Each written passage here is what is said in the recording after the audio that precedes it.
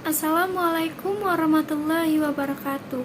Nama saya Indi Satyayu Esaningrum dengan NPM 251040394. Di sini saya akan mempresentasikan proposal saya yang berjudul Pengaruh self-efisasi terhadap kinerja karyawan dengan kepuasan kerja sebagai variabel mediasi. Di sini saya akan memakai studi kasus pada PT Pegadaian Syariah yang bercabang di Wai Halim. Lanjut ke latar belakang. Pada era globalisasi sekarang ini, sumber daya manusia di dalam suatu perusahaan memegang peranan yang sangat penting. Karena sumber daya manusia memiliki potensi yang sangat besar untuk menjalankan aktivitas perusahaan. Persaingan sumber daya manusia di era globalisasi sekarang ini sudah semakin ketat. Oleh karena itu, sumber daya manusia dituntut untuk terus-menerus mengembangkan potensi diri secara lebih aktif dan harus mengetahui bagaimana cara mengelola sumber daya manusia agar dapat mempertahankan keberlangsungan perusahaannya. Kenaikan produktivitas selalu menjadi tujuan perusahaan dalam meningkatkan kinerja, pendapatan, serta keuntungan perusahaan. Apabila dalam pelaksanaan pekerjaan mengalami gangguan produktivitas, maka kinerja perusahaan akan mengalami gangguan juga, karena dapat menurunkan semangat kerja karyawan, sehingga hal ini dapat menyebabkan kinerja karyawan menurun. Kinerja merupakan keberhasilan seseorang dalam melaksanakan tugas atau hasil kerja yang dicapai oleh seseorang atau kelompok dalam suatu organisasi sesuai dengan kewenangan atau tanggung jawabnya masing-masing. Itu menurut Avandi tahun 2018. Oleh karena itu, jika suatu perusahaan atau organisasi tidak memiliki target untuk mencapai tujuan, maka belum dapat diukur keberhasilannya. Kinerja karyawan sangatlah diperlukan dalam perusahaan, karena sebagai kemampuan karyawan dalam melakukan sesuatu keahlian tertentu. Sebab itu, dengan kinerja yang sudah dicapai tersebut akan diketahui seberapa jauh kemampuan seorang karyawan tersebut dalam melaksanakan tugas yang sudah dibebankan kepadanya. Salah satu faktor yang juga mempengaruhi kinerja karyawan yaitu self-efisasi. Self-efisasi sendiri merupakan keyakinan seseorang terhadap kemampuannya dan menjadi tolak ukur tinggi rendahnya kemampuan yang ada pada diri sendiri untuk menyelesaikan masalah dalam pekerjaannya. Individu yang mempunyai tingkat self-efisasi yang tidak mudah menyerah, maka akan lebih sedikit mengalami keraguan pada dirinya sendiri dan menyenangi aktivitas baru yang akan lebih menantang.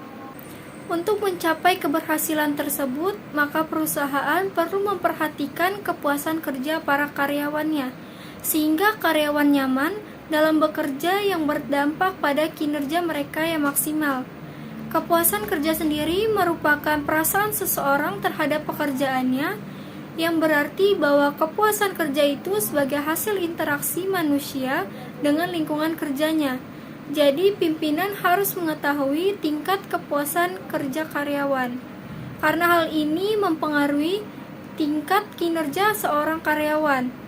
Tingkat kepuasan yang rendah berakibat terganggunya aktivitas seorang individu dalam pencapaian tujuannya, karena kepuasan kerja merupakan salah satu indikator keefektifan kinerja seseorang. Hasil penelitian terdahulu yang dilakukan oleh Pulugan dan Hanrif tahun 2021, Alif dan Dewi tahun 2021, Sarifudin dan Andri tahun 2022, Aryo DKK tahun 2022, Batu dan Andi tahun 2022 menjelaskan bahwa karyawan dengan bekerja keras, inisiatif tinggi, berusaha menemukan pemecahan masalah, berpikir efektif, dan yakin dapat melakukan tugas tertentu, dapat memotivasi diri, mampu berusaha dengan keras, gigih, dan tekun, bertahan menghadapi hambatan dan kesulitan, serta dapat menyelesaikan permasalahan di berbagai situasi atau kondisi saat berpengaruh terhadap terwujudnya kinerja karyawan. Namun, banyak bidang perekonomian yang bersangkutan dengan keuangan menjadikan suatu bidang kebutuhan yang tidak terletakkan, sehingga banyak lembaga keuangan informal sebagai rentenir bermunculan. Dilakukan ini karena mudahnya persyaratan yang harus dipenuhi. Karena itu, pemerintah berinisiatif memfasilitasi masyarakat dengan mendirikan suatu lembaga keuangan non-bank, seperti contohnya Pegadaian Syariah. Pegadaian Syariah ini tugasnya menyalurkan dana yang dananya pembiayaannya dalam bentuk pemberian uang pinjaman kepada masyarakat yang membutuhkan berdasarkan hukum gadai. Biasanya masyarakat yang berhubungan dengan Pegadaian Syariah adalah masyarakat menengah ke bawah, karena Pegadaian Syariah lebih memfokuskan dalam pembiayaan kecil yang bisa diperoleh oleh masyarakat yang membutuhkan pembiayaan dalam jangka waktu pendek dengan margin yang rendah. Langsung masuk ke landasan teori. Yang pertama, teori dari self-efisasi. Self-efisasi merupakan konsep yang diperkenalkan oleh Albert Bandura tahun 1997 dengan teori kognitif sosial sebagai konstruksinya. Teori kognitif sosial merupakan suatu pendekatan dalam memahami kognisi, tindakan, motivasi, dan emosi individu dengan asumsi bahwa individu memiliki kapasitas untuk melakukan refleksi diri dan regulasi diri yang secara aktif membentuk lingkaran sekitarnya. Self-efisasi menentukan apakah seseorang akan menunjukkan perilaku tertentu, sekuat apa seseorang dapat bertahan saat menghadapi kesulitan atau kegagalan, dan bagaimana kesuksesan atau kegagalan dalam suatu tugas tertentu mempengaruhi perilaku seseorang di masa depan. Selanjutnya, teori dari kinerja karyawan, Performance Dimension Theory, dalam Bloomberg dan Pringle tahun 1982. Teori dimensi kinerja mengemukakan bahwa kinerja karyawan merupakan fungsi dari interaksi antara kemampuan, motivasi, dan kesempatan. A Person Potential Performance Theory dari Neutron dan Davis tahun 2002. Dalam teorinya mengungkapkan bahwa kinerja potensial seseorang dipengaruhi oleh interaksi antara kemampuan dan motivasi. Kemampuan ini dibentuk oleh interaksi antara pengetahuan dengan keahlian, sedangkan motivasi ini dibentuk dari interaksi antara sikap dengan situasi. Teori dari kepuasan kerja. Teori ini mengungkapkan bahwa orang yang akan merasa puas atau tidak puas tergantung pada ada atau tidaknya keadilan dalam suatu situasi, khususnya situasi kerja. Menurut teori ini, komponen utama dalam teori keadilan adalah input, hasil keadilan, dan ketidakadilan. Input adalah faktor bernilai bagi karyawan yang dianggap mendukung pekerjaannya, seperti pendidikan, pengalaman, kecakapan, jumlah tugas, dan peralatan atau perlengkapan yang digunakan untuk melakukan pekerjaannya. Menurut teori ini, setiap karyawan akan membandingkan rasio input hasil orang lain. Bila perbandingan itu dianggap cukup adil, maka karyawan akan merasa puas. Bila perbandingan itu tidak seimbang tetapi menguntungkan, bisa menimbulkan kepuasan, tetapi bisa juga tidak. Selanjutnya kita masuk ke hipotesis. Yang pertama, pengaruh self-efisasi terhadap kinerja karyawan. Self-efisasi sendiri merupakan konsep yang diperkenalkan oleh Albert Bandura tahun 1997 dengan teori kognitif sosial sebagai konstruksinya. Lalu penelitian terdahulu terkait pengaruh self-efisasi terhadap kinerja karyawan menurut Ardanti dan Raharja tahun 2017 menyebutkan jika self-efisasi berdampak positif kepada kinerja karyawan. Namun berbeda menurut Noviawati tahun 2016, self-efisasi tidak memiliki pengaruh yang signifikan kepada kinerja karyawan. Namun demikian menurut Ari dan Sriati tahun 2019, self-evaluasi berpengaruh signifikan positif terhadap kinerja karyawan. Berdasarkan teori SCT tersebut, ini merujuk pada keyakinan individu akan kemampuannya dalam mengerjakan tugas yang dipercayakan kepadanya. Maka semakin tinggi self-evaluasi, semakin tinggi pula keyakinan diri tentang kemampuannya untuk mencapai keberhasilan. Dalam situasi sulit, orang dengan self-evaluasi rendah akan mudah mengurangi upayanya atau menyerah. Pengaruh self-evaluasi terhadap kinerja karyawan. Berdasarkan pengembangan dari social cognitive theory oleh Bandura adalah learning theory atau teori pembelajaran yang berasumsi bahwa manusia cukup fleksibel dan mampu mempelajari beragam kecakapan, bersikap maupun berperilaku, dan bahwa titik pembelajaran terbaik dari itu adalah sebuah pengalaman yang tak terduga.